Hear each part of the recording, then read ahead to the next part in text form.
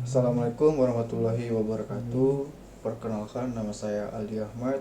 Saya dari jurusan Sistem Informasi 2019.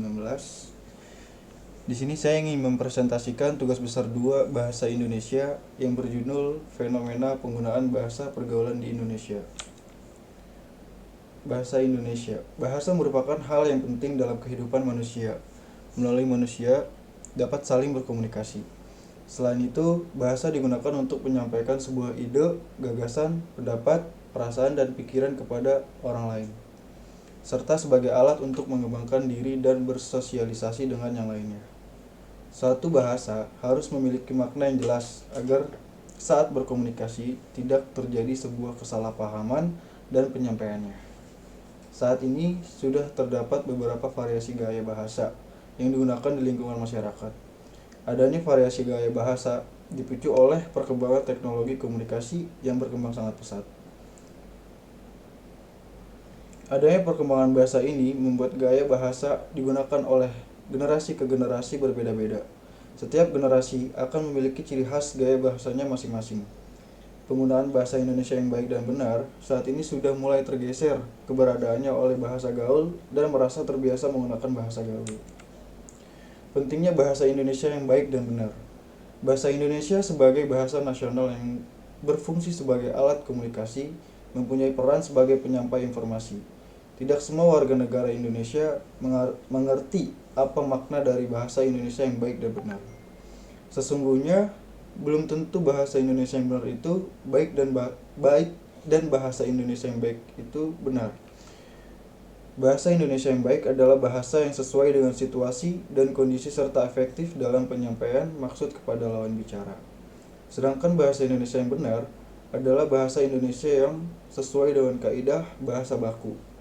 Sudah sebagai sebuah keharusan mengenai kemampuan dalam penggunaan bahasa Indonesia yang baik dan benar.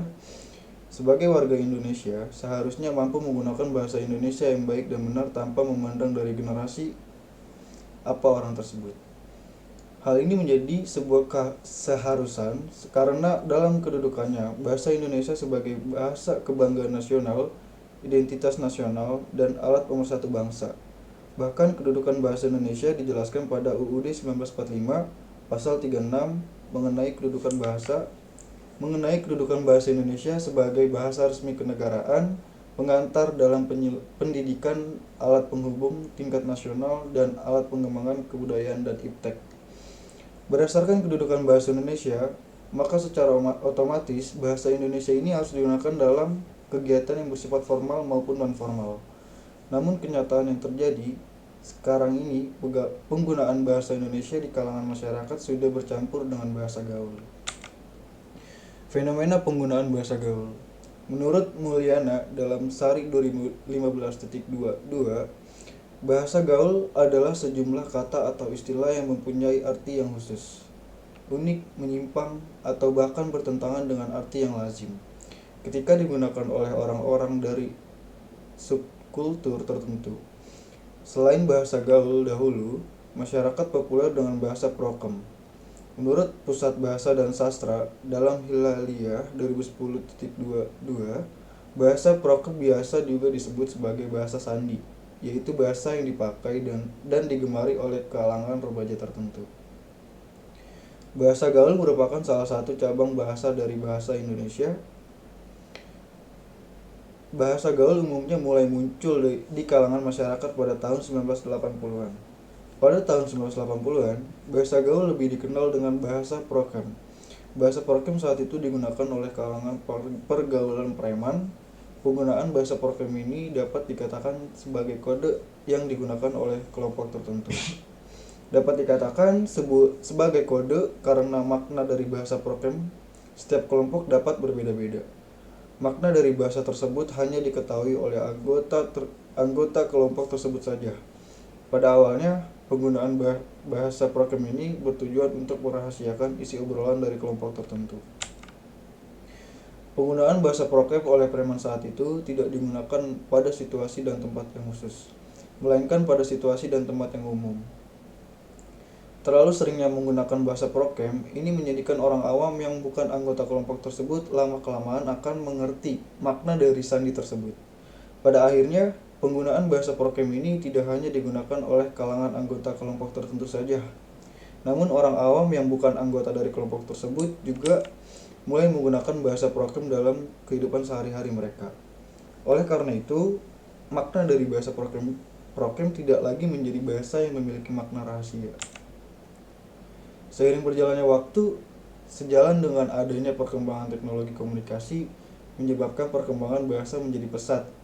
Selain perkembangan teknologi komunikasi ini mendorong perkembangan bahasa, namun juga menimbulkan masalah mengenai keberadaan bahasa Indonesia yang baik dan benar. Hal ini didukung dengan mulai munculnya situs jejaring sosial di dunia maya yang digunakan oleh masyarakat.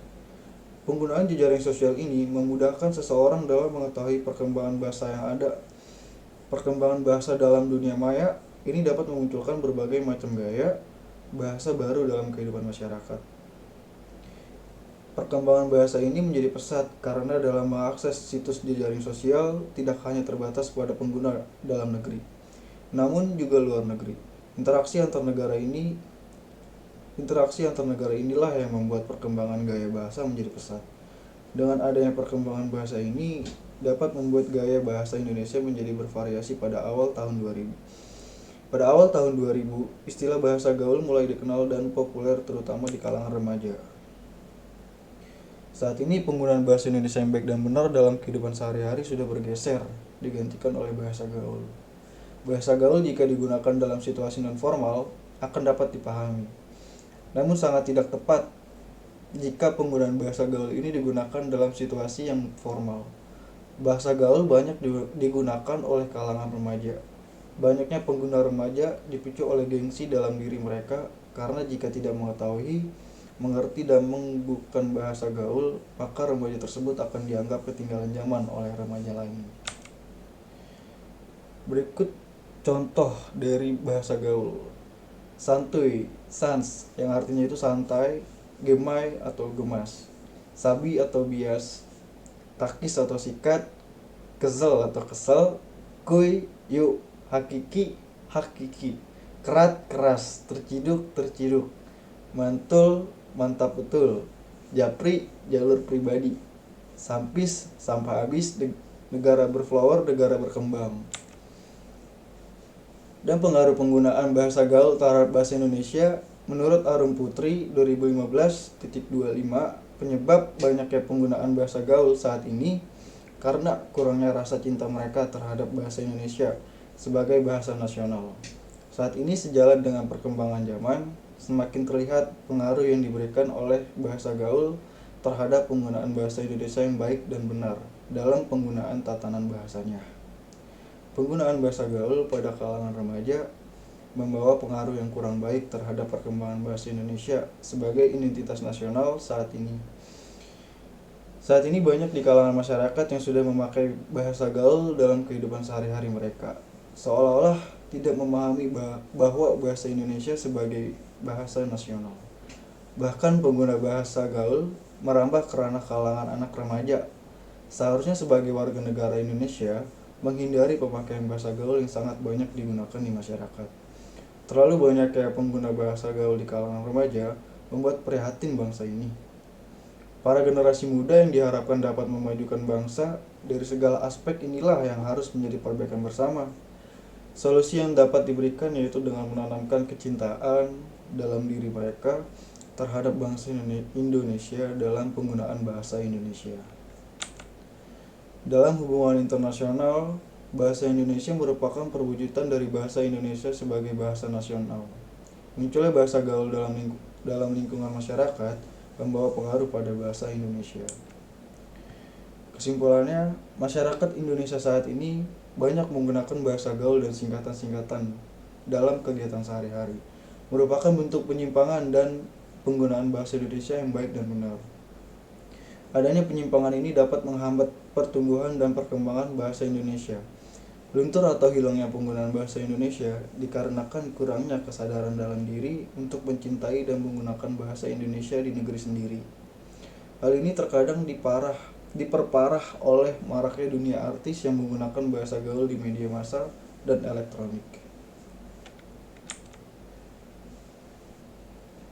Sekian dari saya. Terima kasih.